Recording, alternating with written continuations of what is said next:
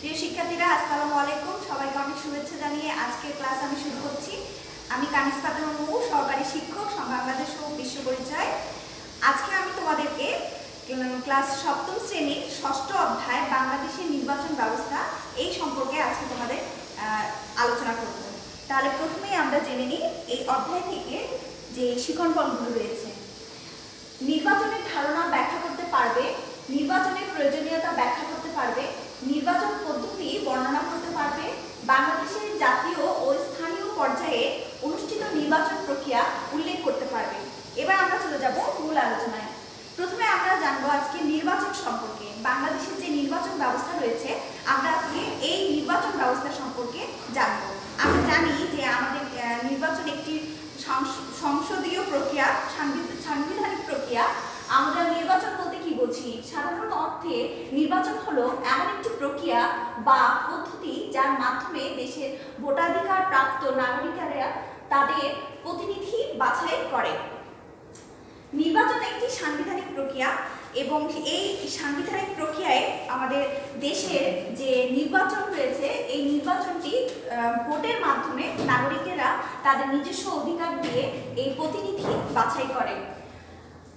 যে প্রক্রিয়ার মাধ্যমে ভোটাধিকার প্রাপ্ত সকল নাগরিক ভোট দিয়ে রাষ্ট্রের শাসন কাজ পরিচালনার জন্য প্রার্থী ও প্রতিনিধি বাছাই করে, সেটাই হলো আমাদের কি নির্বাচন প্রক্রিয়া। আমাদের নির্বাচন প্রক্রিয়ার মধ্যে ভোট দিয়ে যে আমাদের প্রশাসন বা রাষ্ট্র যে পরিচালনা করা হয়, তার জন্য আমরা যেসব প্রতিনিধিগুলো বাছাই করি সেগুলো আমাদের এই নির্বাচন প্রক্রিয়ার মাধ্যমে হয়ে থাকে। এবার আমরা দেখব নির্বাচনের প্রয়োজনীয়তা। একটি রাষ্ট্রের জন্য খুবই গুরুত্বপূর্ণ, কারণ একটি রাষ্ট্র পরিচালনার জন্য বা এর শাসন কার্য সুষ্ঠুভাবে পরিচালনার জন্য একটি নির্বাচনীয় সংসদ ব্যবস্থার দরকার। আইন প্রণয়ন এবং দেশের শাসন রক্ষা করার জন্য, আমাদের দেশে আইন পরিচালনার জন্য এবং আইন যে সুষ্ঠুভাবে পরিচালিত হবে, এর জন্য আমাদের এই নির্বাচনের দরকার।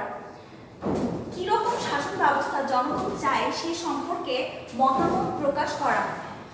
আমাদের এই যে জনগণের শাসন ব্যবস্থার মধ্যে যে একটি সম্পর্ক রয়েছে, এই সম্পর্কটি আমাদের প্রকাশ করার জন্য আমাদের কি দরকার? আমাদের একটা ভালো শাসন ব্যবস্থা দরকার, এবং এই শাসন ব্যবস্থাটা আমাদের নির্বাচনের মাধ্যমে হয়ে থাকে। গণতন্ত্রকে সর্বোত্তম শাসন ব্যবস্থা বলে বিবেচনা করা হয়। এটি একটি খুবই গুরুত্বপূর্ণ কথা যে গণতন্ত্রকে সর্বোত্তম শাসন ব্যবস্থা বলে। অর্থাৎ গণতন্ত্র হলো যখন আমরা জনগণ সার্বিকভাবে এবং জনমত প্রকাশের মাধ্যমে আমরা কি করি? আমরা একটি গণতান্ত্রিক রাষ্ট্র গঠন করে থাকি। এই যে সর্বোত্তম শাসন ব্যবস্থা, অর্থাৎ আমাদের যে শাসন ব্যবস্থাটি হবে সেটা গণতান্ত্রিক হয়, এবং গণতান্ত্রিক হওয়ার কারণে আমাদের দেশের শাসন ব্যবস্থাটিতে জনমতের একটি মতামত প্রকাশের ব্যবস্থা থাকে। নির্বাচন ছাড়া গণতন্ত্র চলতে পারে না। গণতন্ত্র বা নির্বাচন আমাদের সুষ্ঠুভাবে পরিচালনার জন্য বা একটি রাষ্ট্র সুন্দরভাবে পরিচালনার জন্য গণতন্ত্র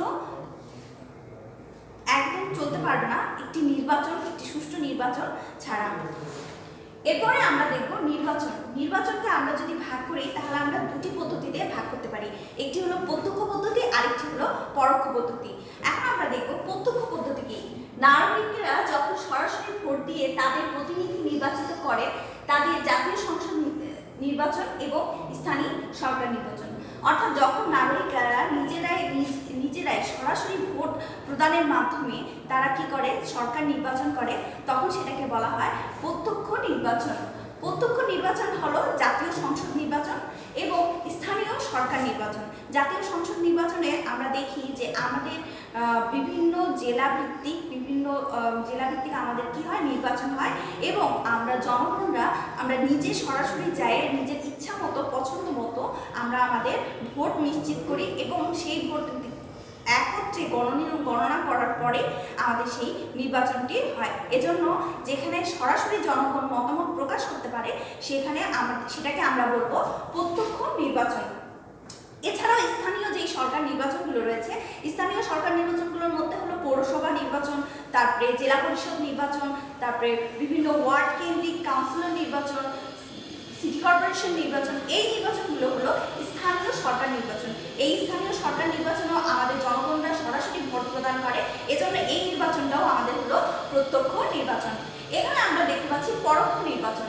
পরোক্ষ নির্বাচনে এ পদ্ধতিতে নাগরিকেরা সরাসরি ভোট দিয়ে তাদের প্রতিনিধি নির্বাচন করে না। প্রথমে নাগরিকেরা সরাসরি ভোট প্রদানের মাধ্যমে জাতীয় সংসদে সদস্য নির্বাচিত করে, তারপর তারাই চূড়ান্ত প্রতিনিধি নির্বাচন করে।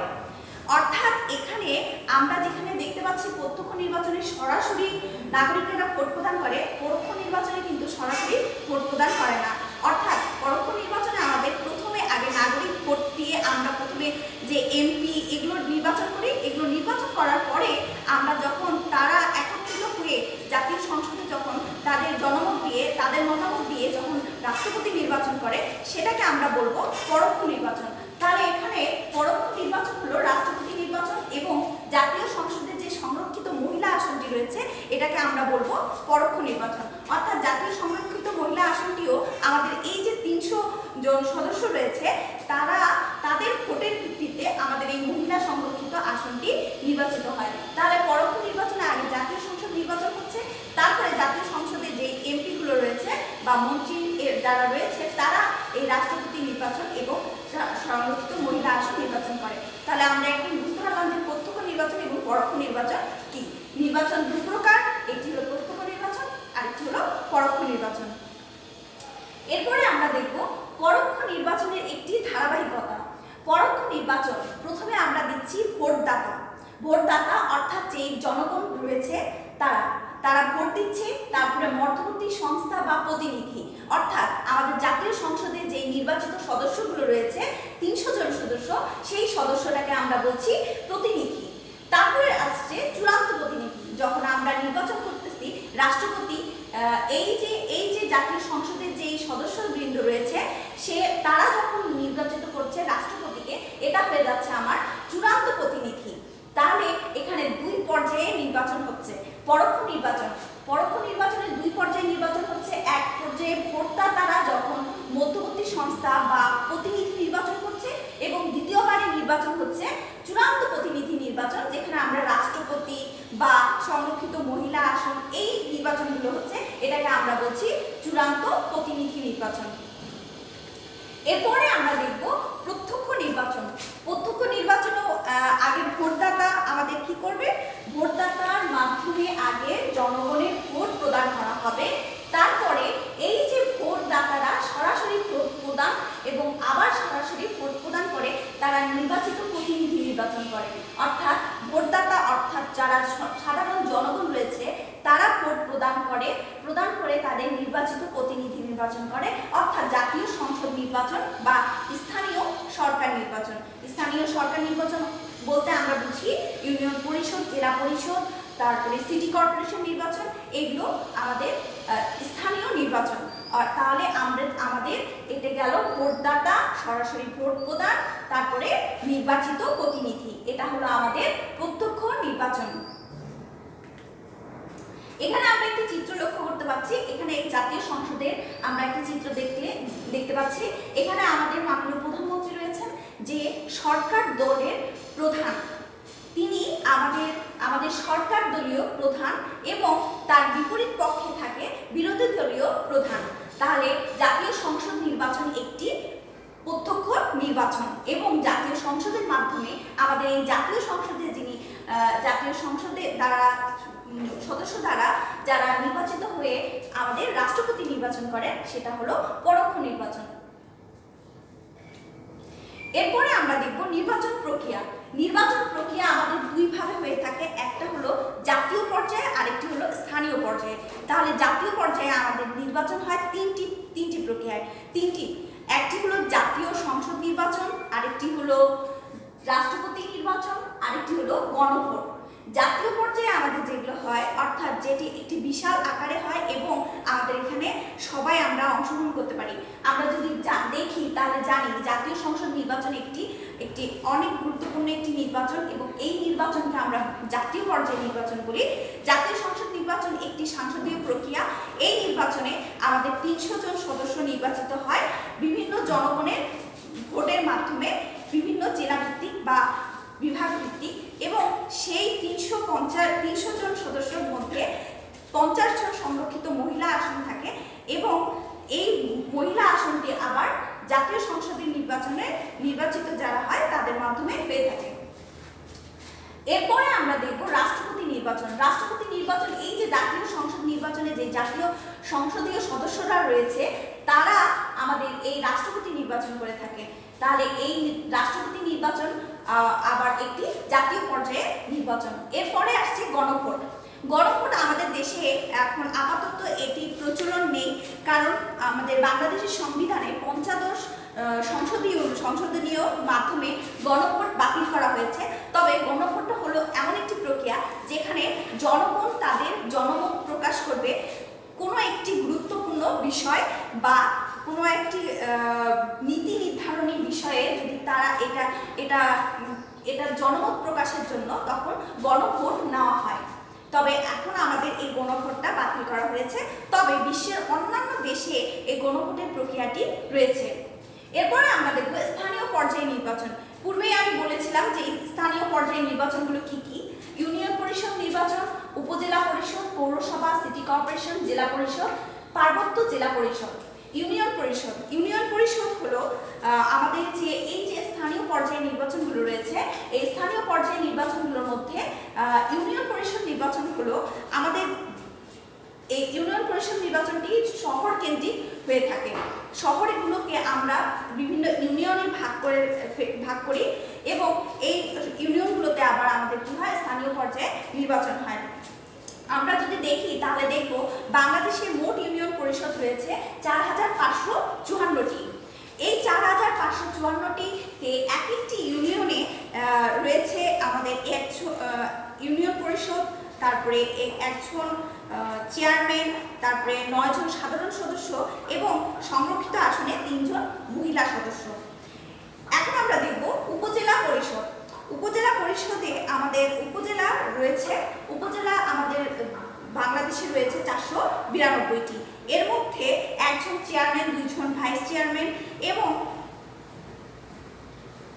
এই যে ভাইস চেয়ারম্যান রয়েছে এইগুলো হলো আমাদের ইউনিয়ন পরিষদের নির্বাচনে নির্বাচিত হয়েছে। এরপরে আমরা দেখব পৌরসভা। বাংলাদেশের মোট পৌরসভা রয়েছে 327টি। এর মধ্যে একজন মেয়র থাকে, একজন কাউন্সিলর থাকে এবং আমাদের সংরক্ষিত মহিলা আসন থাকে। সিটি কর্পোরেশন, আমরা বাংলাদেশে সিটি কর্পোরেশনের যদি দেখি তাহলে দেখবো আমাদের সিটি কর্পোরেশন রয়েছে 12টি এবং 12টি সিটি কর্পোরেশনে যিনি প্রধান তিনি হলেন মেয়র এবং মেয়রের সাথে আরো অনেকজন কাউন্সিলর থাকে। তারা এই যে সিটি কর্পোরেশন পরিচালনার জন্য অনেক গুরুত্বপূর্ণ ভূমিকা রাখে এবং এই সিটি কর্পোরেশনে আমাদের নাগরিকরা প্রত্যক্ষ ভোটে নির্বাচন করে এবং এই নির্বাচনের স্থায়িত্ব থাকে 5 বছর। এরপরে আমরা দেখব জেলা পরিষদ নির্বাচন। বাংলাদেশের জেলা পরিষদ নির্বাচনে আমরা পার্বত্য জেলাগুলোকে বাদে 61টি জেলা আমাদের এই জেলা পরিষদ নির্বাচনে অন্তর্ভুক্ত।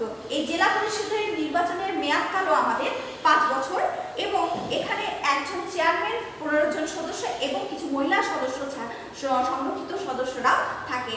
পার্বত্য জেলা পরিষদ। আমরা জানি আমাদের বাংলাদেশে 3টি পার্বত্য অঞ্চল রয়েছে। একটি হলো রাঙ্গামাটি, খাগড়াছড়ি এবং বান্দরবন। এই প্রতিটি জেলায় পার্বত্য জেলা পরিষদ আছে এবং এদের একজন চেয়ারম্যান সহ বিভিন্ন ক্ষুদ্র নিগোষ্ঠী থেকে সদস্যবৃন্দ নিয়ে আমাদের পার্বত্য জেলা পরিষদ গঠিত হয়। এভাবে আমাদের এই যে 6টি ইউনিয়ন স্থানীয় পর্যায়ে নির্বাচন হয়ে থাকে। তাহলে আমাদের নির্বাচন হলো প্রক্রিয়া হলো 2টি, একটি হলো জাতীয় পর্যায়ে নির্বাচন আর একটি হলো স্থানীয় পর্যায়ে নির্বাচন। এরপরে আমরা দেখব উপনির্বাচন। আমরা অনেকে লক্ষ্য করি যে আমাদের যদি বিভিন্ন সময়ে স্থানীয় পর্যায়ে বা জাতীয় পর্যায়ে যদি কোনো নির্বাচিত সদস্য কোনো কারণে মৃত্যুবরণ করে বা কোনো কারণে পদত্যাগ করে তাহলে আমাদের সেই আসনগুলো শূন্য হয়ে যায়। আমরা সেই শূন্য আসনগুলোতে যখন পুনরায় নির্বাচন হয় সেই নির্বাচনটাকে আমরা বলি উপনির্বাচন। অর্থাৎ কোনো আসনে নির্বাচিত সদস্য মেয়াদ পূর্তির পূর্বে মারা গেলে, পদত্যাগ করলে কিংবা অন্য কোনো আসন শূন্য হলে উক্ত আসনে নির্বাচন অনুষ্ঠান করে নতুন সদস্য নির্বাচিত করতে হয়। একে উপনির্বাচন বলে। তাহলে উপনির্বাচন হলো আমরা যখন কোনো নির্বাচিত সদস্য মারা গেলে বা পদত্যাগ করলে সেই আসনে পুনরায় যে নির্বাচনটা হয় সেটি হলো উপনির্বাচন। আমাদের উপনির্বাচন জাতীয় এবং স্থানীয় দুই পর্যায়ে হয়ে থাকে।